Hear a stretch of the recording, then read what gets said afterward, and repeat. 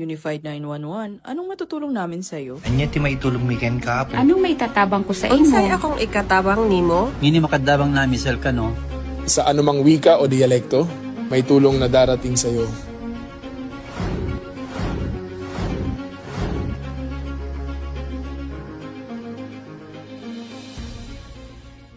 Lilingkod sa bawat Pilipino at magbibigay ng tamang impormasyon para sa tahimik at maayos na Pilipinas. Police News Network, alagad ng batas, tagapagtaguyod ng balitang pulis, sandigan ng mamamayan, patnubay ng katotohanan. La Campo Crame, maghahatid ng pinakahuling kaganapan at nagbabagang balita. Ito ang PNN Police News Network. At ngayon, ang inyong mga tagapagbalita. Magandang araw, bagong Pilipinas. Ako ang inyong alagad ng batas, tagataguyod ng Balitang Pulis. Patrolwoman Fea Octaviano mula sa PNP Anti-Cybercrime Group. Maghahatid sa inyo ng tamang balita, kwento ng pulis at serbisyo para sa mamamayan. At ito ang PNP News Online. Ang pangunahing balita ng Police News Network, alagad ng batas, tagataguyod ng Balitang Pulis.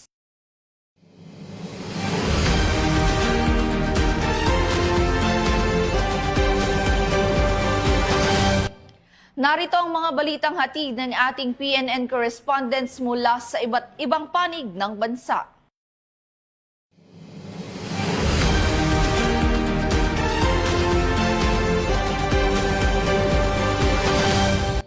Para sa ating unang balita, nakumpiska ng Besao PNP ang mga smuggled na sigarilyo sa isang operasyon na nagresulta sa pagkakaaresto ng isang Indian national.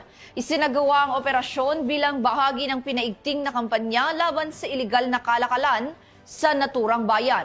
Patrolwoman Lizelle Digman sa balita.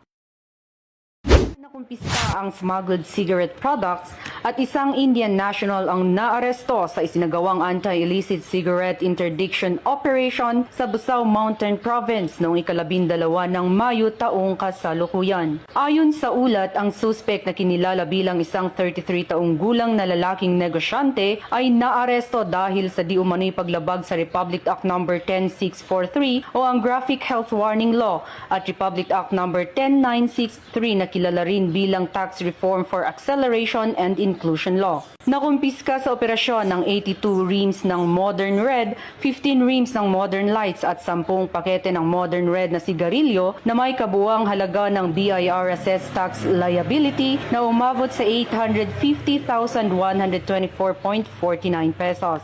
Ang operasyon ay naging matagumpay dahil sa magkasanib na puwersa ng mga operatiba mula sa Busao Municipal Police Station, Provincial Intelligence Unit, Provincial Drug Enforcement Unit at Provincial Legal Office ng Mountain Province Police Provincial Office, Regional Mobile Force Battalion 15, 1st Mountain Province Provincial Mobile Force Company, Regional Intelligence Unit 14, Regional Intelligence Division, Criminal Investigation and Detection Group at BIR. Isinagawa ang on-site inventory ng mga nakumpiskang kagamitan sa harap ng mga opisyal ng barangay ng nasabing lugar. Ang suspek at ang mga nakumpiskang kagamitan ay dinala sa Busao Municipal Police Station para sa wastong dokumentasyon at disposisyon bago magsampa ng angkop na kaso. Ito ang bagong PNP para sa bagong Pilipinas, serbisyong mabilis, tapat at nararamdaman. Mula dito sa rehiyon ng Cordillera, ako ang inyong PNN correspondent, Patrolwoman Lizelle Digman, alagad ng batas, tagataguyod ng Balitang Pulis. Maraming salamat, Patrolwoman Digman. Nakumpiska ng Police Regional Office 1 ang mahigit 2 milyong pisong halaga ng iligal na droga sa isang operasyon. Ito ay bahagi ng kanilang maigting na kampanya sa rehiyon upang mapanatili ang kaayusan at seguridad sa lalawigan. Narito ang balitang hatid ni Patrolwoman Marimar Hunyo. Nagbunga ang pinaigting na kampanya laban sa iligal na droga ng Police Regional Office 1 matapos makumpiska ang mahigit 2 milyong halaga ng iligal na droga sa loob lamang ng unang linggo ng panunungkulan ni Police Brigadier General Jovencio S. Bada Jr. bilang Acting Regional Director ng Police Regional Office 1 mula Mayo 8 hanggang 14 taong kasalukuyan. Ayon sa ulat, umabot sa 37 anti-illegal drug operation ang sinagawa sa iba't ibang bahagi ng rehiyon na nagresulta sa pagkakaaresto ng 48 drug personalities. Sa kabuuan ng operasyon, nakumpiska ang humigit kumulang 206.55 gramo ng shabu, 5,527.74 gramo ng dried marijuana leaves at 4 gramo ng marijuana cash na may kabuoang standard drug price na 2,079,868 pesos and 80 centavo. Pinuri ni Police Brigadier General Badwa ang mga operatiba sa kanilang dedikasyon at iginiit ang pagpapatuloy ng mas pinaigting na kampanya laban sa illegal na droga sa ilalim ng Enhanced Alerto Framework. Ayon sa Police Regional Office 1, patuloy nilang pinapalakas ang kanilang mga operasyon sa pamamagitan ng intelligence-driven efforts upang mas epektibong mapigilan ang paglaganap ng illegal na droga at mapanatili ang kapayapaan at kayusan sa rehiyon. Mula dito sa Ilocos Region, ako ang iyong PNN correspondent, Patrolwoman Marimar Junio, alagad ng batas, taga-taguyod ng Balitang Pulis. Maraming salamat, Patrolwoman Junio. Kulungan ang bagsak ng isang high-value individual na itinuturing na top 2 most wanted person sa Cebu City dahil sa kaso nitong murder. Nakibalita dyan si Patrolwoman Flora May Asares.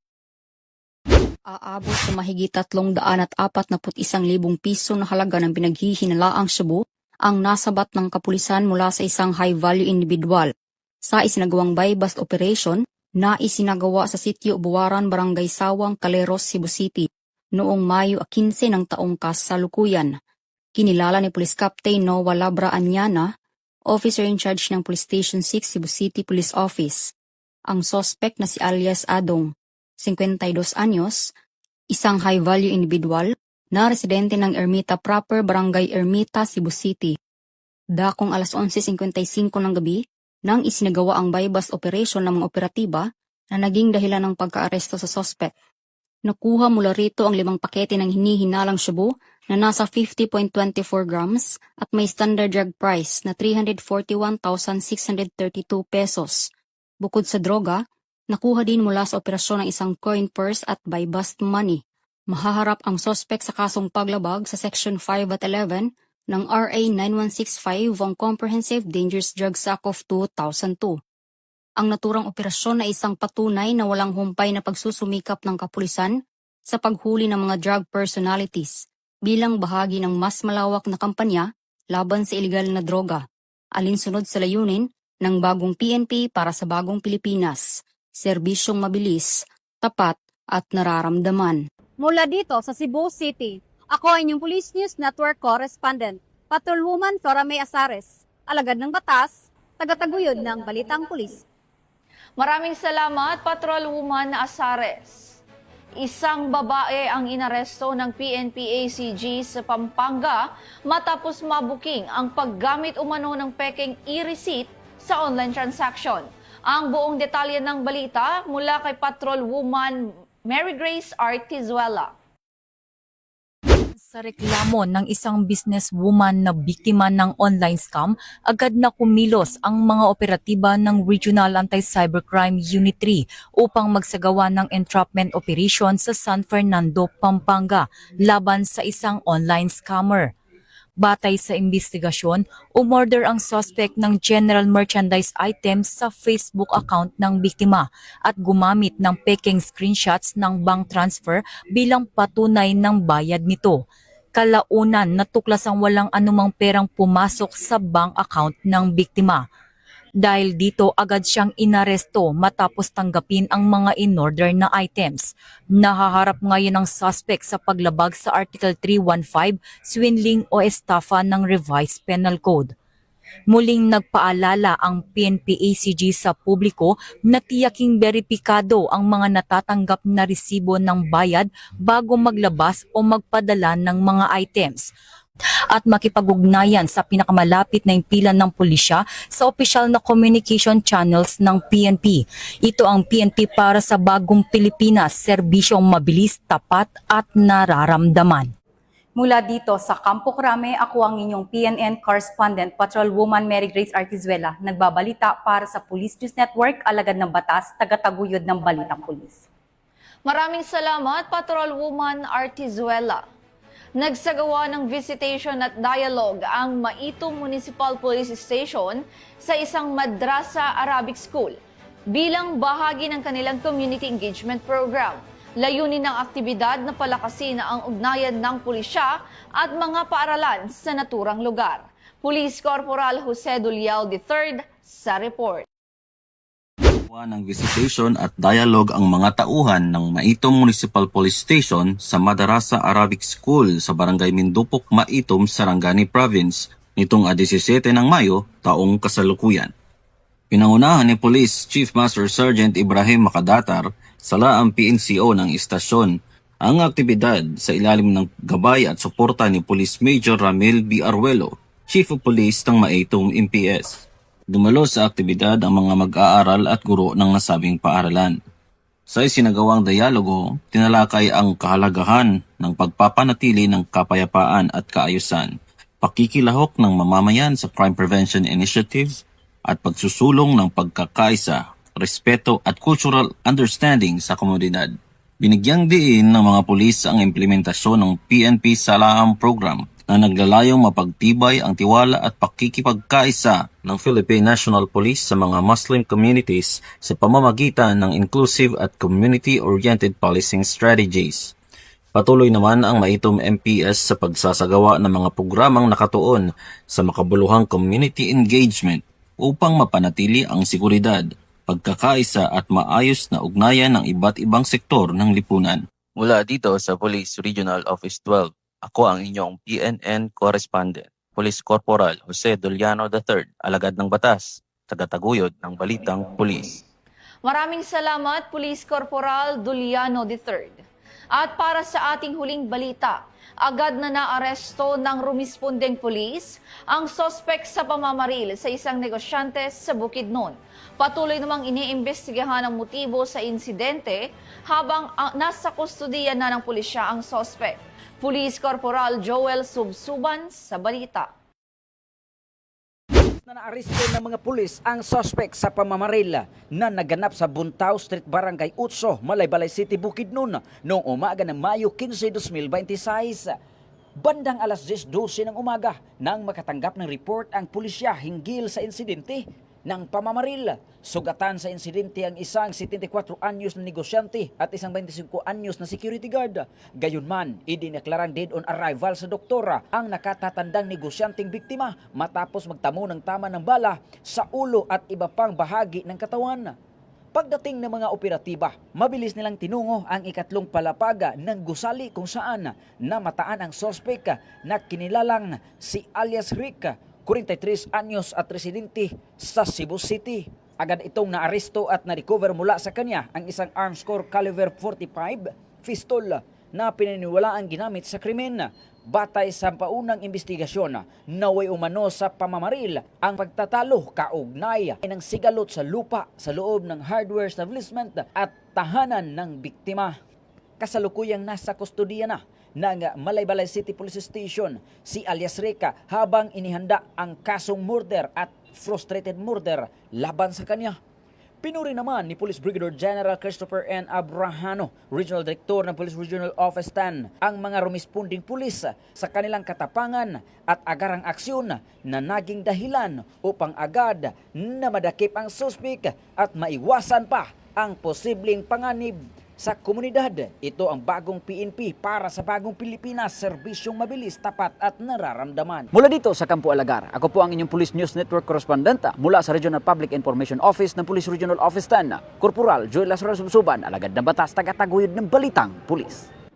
Maraming salamat, Police Corporal Subsuban. At yan ang mga balitang nakalap ng ating PNN correspondents mula Luzon, Visayas at Mindanao. Para sa mas malawak at mabilis na ulat ng mga balita, huwag kalimutang mag-like, follow and share sa aming official social media accounts ng Police News Network. Tutok lang sa aming YouTube channel para para sa mga live stream at replays. At i-follow kami sa X account para sa mga real-time updates at Facebook account ng Police News Network. Manatiling mapagmatsyag at laging alam ang totoo. Sa ngalan ng pamunuan ng Philippine National Police, sa pangunguna ni Chief PNP Police General Jose Melencio C. Nartates Jr. at sa pamumuno ni President Ferdinand Bongbong Marcos Jr., kami ay maglilingkod sa bawat Pilipino at magbibigay ng tama at balanseng balita. Mula rito sa tanggapan ng tagapag-ugnay ng Pambansang Pulisya. Ako ang iyong alagad ng batas, tagataguyod ng Balitang Pulis. Ako po si Patrolwoman Fe Octaviano ng PNP Anti-Cybercrime Group.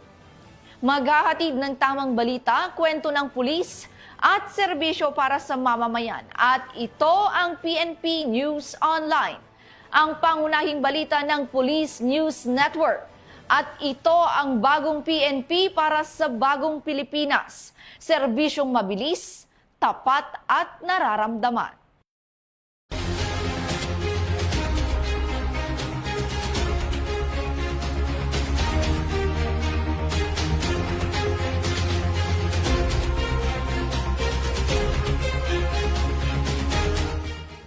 Police News Network, alagad ng batas, tagapagtaguyod ng balitang pulis.